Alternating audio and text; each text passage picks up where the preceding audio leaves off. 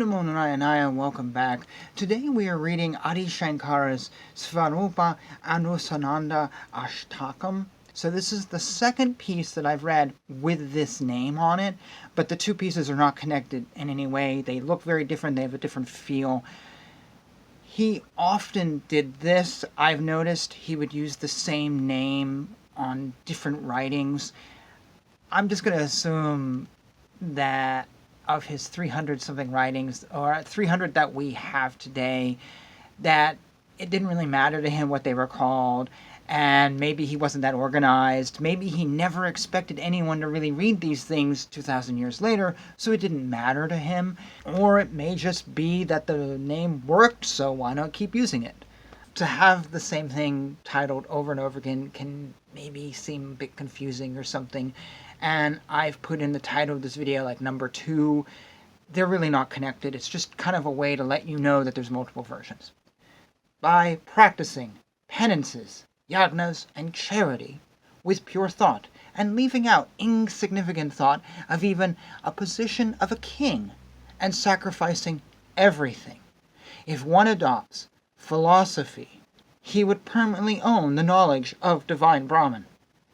By worshipping that guru who is merciful and peaceful, and in between thinking about that form of Brahman, if one who practices profound meditation makes philosophy his own, he would permanently own the knowledge of divine Brahman.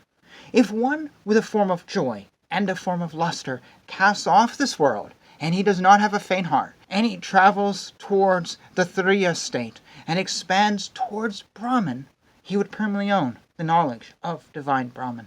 If the entire world appears like only wisdom, and if one loses it instantly, and if one's soul wakes up, he becomes beyond mind and speech, pure and free, and would permanently own the knowledge of divine Brahman. Negating by use of not this and not this, being in samadhi, looking like he is complete, and if he is beyond the normal 3 states and experiences there is no 2 but 1, then he would permanently own the knowledge of divine Brahman. If one ceases to be joyous but enjoys the universe, and seeing the beings concludes that everything is like this, and is able to see all forms as not different from any other, then he would permanently own the knowledge of divine Brahman. That Lord without an end, free from any differences, and free from any desires, is peaceful, without company, desires the state of perfection, which is without any shape, greatly lustrous, and without death. Then he would permanently own the knowledge of divine Brahman. That gentle man who drowns himself in the endless sea and has an expert knowledge of the entire universe would not get a feeling of surprise because of that, and he would permanently own the knowledge of divine Brahman. This prayer, which tries to investigate the form, if read with devotion and concentration, or if heard with concentrated active mind, he would become all-pervading and have authority of Veda. Thus ends this bit by Adi Shankara. Instead of the normal talk that he does of what is Shiva or what is life, he just cuts to the chase and goes, yeah, no folks, if you just got your shit together, you'd have it.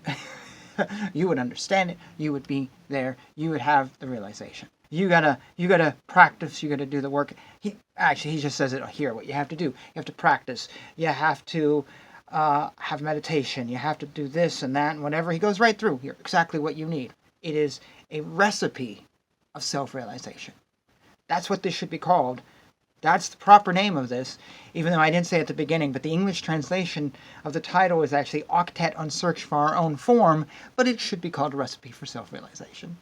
And until next time, Hare Krishna, Krishna Krishna, Hare Hare, Hare Rama, Rama Rama, Hare Hare.